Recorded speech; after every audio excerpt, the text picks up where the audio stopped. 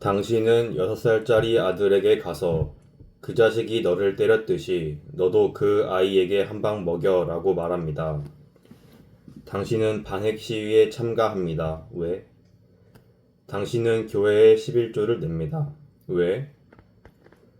당신은 절친한 친구가 탈세를 저지른 사실을 알았지만 국세청에 신고하지 않습니다. 왜? 당신은 직원의 실수를 자신의 책임으로 받아들입니다. 왜? 당신은 딸에게 출신 환경이 좋지 못한 친구와는 어울리지 말라고 합니다. 왜? 당신은 친구의 배임 행위 때문에 다른 사람들이 피해 보리란 걸 알면서도 친구를 신고하지 않습니다. 왜? 많은 사람들이 매일 이런 판단을 내립니다. 이것은 모두 도덕에 대한 판단이자 옳고 그름에 대한 판단입니다. 그렇다면 이런 판단을 내리는 데 관여한 데이터는 어디에서 오는 걸까요? 부모 자아, 어른 자아, 어린이 자아 중 하나입니다. 그런데 부모 자아에 들어있는 모든 데이터를 검토해서 버릴 것은 버리고 지킬 것은 지킨 뒤에도 의사결정에 필요한 안내 지침이 없다면 어떻게 할 건가요? 포기할 건가요? 어른 자아가 해방되고 나면 당신은 그 어른 자아로 무엇을 할 것인가요? 도덕과 관련된 질문을 받았을 때 자력으로 답할 수 있습니까? 아니면 어떤 권위에 의존해야 하나요? 누구나 윤리적인 사람이 될 수 있을까요? 아니면 도덕은 아주 현명하고 똑똑한 사람들의 전유물일까요? 당신은 뭔가 잘못하고 있는 것 같을 때 어디에서 새로운 데이터를 얻습니까? 우리에게 부족한 지점은 어디인가요? 어른 자아는 어떤 종류의 현실을 검토할 수 있을까요?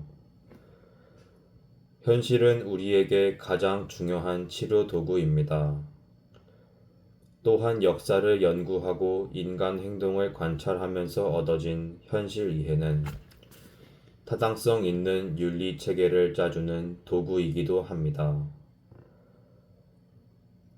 하지만 개인적 경험과 개인적인 이해 차원에서 얻어진 현실 이해만을 가지고서는 합리성에 한계가 있을 수 있습니다. 어떤 사람의 현실은 다른 사람의 현실보다 더 넓습니다. 그들이 더 넓게 보고, 더 현명하게 살고, 더 많이 읽고, 더 많이 경험하고, 더 많이 생각했기 때문입니다. 결국 그들의 현실은 다른 사람들의 현실과 다릅니다. 우리가 인생의 행로를 미리 정해야 하는 것은 비행사에게 항법 도구가 필요한 것과 비슷합니다. 처음 비행기가 나왔을 때 비행사들은 자신의 시각과 육감에 의존해서 비행기를 몰았습니다. 옆자리에 펼쳐놓은 지도와 아래에 보이는 산과 강, 철로, 도시를 비교하면서 비행해야 했습니다. 이 때문에 잠깐이라도 시야가 가려질라 하면 위태로운 상황이 벌어질 수 있습니다.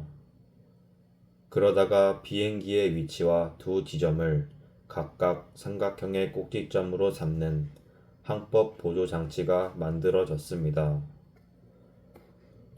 두 개의 방위각을 선으로 그었을 때 교차점이 현재 그가 있는 장소입니다. 파일럿이 확실하게 파악할 수 있는 것이 하나의 방위각 뿐이라면 그는 자신의 위치를 모를 겁니다. 그는 자신이 적도에 있다는 것은 알 수 있습니다. 하지만 구체적으로 적도의 어느 지점에 있는지는 모릅니다. 또 다른 방위각을 살펴봐야 파일럿은 자신이 있는 곳이 어디인지 알 수 있습니다. 많은 정신과 의사나 심리학자들은 이런 식의 한 방향 치료를 하고 있습니다. 그들은 환자의 과거사라는 한 가지 현실에만 모든 치료를 집중하면서 환자가 무엇을 해야 하는지를 이해하는데 결정적인 도움을 줄 현실에는 관심이 없습니다. 우리는 정신 건강을 결정짓는 현실이 오직 과거와 관련된 사실뿐이라고 생각한다면 우리의 미래에는 희망이 없습니다. 결국 3살 때 크리스마스 이브에 엄마가 내 방석으로 아빠를 때렸기 때문에 내가 지금 나쁜 사람이 된 거야 라고 결론만 도출됩니다. 이런 식으로 마치 고고학하듯이 과거를 파헤치는 것은 별로 도움이 안 됩니다. 우리는 과거의 경험을 알려주는 뼈대를 발굴하려고 온 인생을 허비합니다. 과거사가 현실이 담겨있는 유일한 장소라고 생각하면서 다른 중요한 현실들을 무시하는 겁니다. 이렇게 무시되는 현실 중에 도덕적 가치 체계가 필요한 경우가 있습니다. 대대로 많은 심리학 전문가들은 가치 판단의 확립이 과학적 방법과 완전히 동떨어진 것이라고 여겼습니다. 그들은 가치 판단에는 과학적 탐구 방법을 적용할 수 없다고 주장했습니다. 그것은 가치 판단과 관련된 것이다. 따라서 검토가 불가능하다. 그것은 신념과 관련된 문제입니다. 따라서 타당한 데이터 수집이 어렵습니다. 이것이 그들의 공론입니다.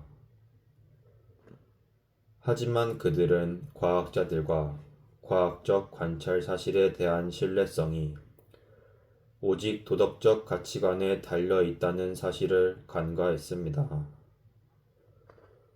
왜 과학자는 진실을 말할까요? 그가 말한 진실이 실험실에서 입증할 수 있기 때문일까요? 나타니엘 브랜든의 논문은 과학의 일은 도덕가치와는 전혀 상관없다고 주장하는 사람들의 의견에 진지하게 반박합니다. 심리학의 주된 관심사는 동기부여 문제이다. 심리학의 기본 목표는 인간은 왜 그런 식으로 행동하는가? 인간이 자신의 행동을 바꾸려면 어떻게 해야 하는가? 라는 두 가지 근본적 문제에 답을 구하는 것이다. 그런데 동기부여의 핵심은 가치 영역에 놓여 있다. 이렇게 본다면 가치를 심리학의 주된 영역에서 떼어놓는 것, 이것은 심리학을 모순에 처하게 만든다. 그냥 심리적 갈등을 의식하도록 만든다고 해서 문제가 저절로 해결되는 건 아니다. 자기 증명이 불가능한 도덕적 문제 상황도 저절로 해결되지 않는다. 여기에는 복잡한 철학적 사고와 분석이 필요하다. 따라서 심리치료가 효과적으로 이뤄지려면 의식적이고 합리적이며 과학적인 윤리 규정, 다시 말해 사실적인 현실에 기초하여 인간에게 살아갈 필요성을 제공해주는 그런 가치 체계가 요구된다. 브랜드는 정신과 의사와 심리학자가 철학과 도덕 문제는 자신들 소관이 아니며 과학적 가치 판단을 내릴 수 없다고 선언한다면 또한 합리적 윤리 규정 마련이 불가능하다고 주장하면서 인간을 다루는 전문 직업인으로서 윤리적 소임을 등한시하고 수입의 원천으로서 내담자의 정신적 문제를 다루는 것에 대해 암묵적으로 허락한다면 이에 대한 무거운 도덕적 책임을 면치 못할 것이라고 비판했습니다.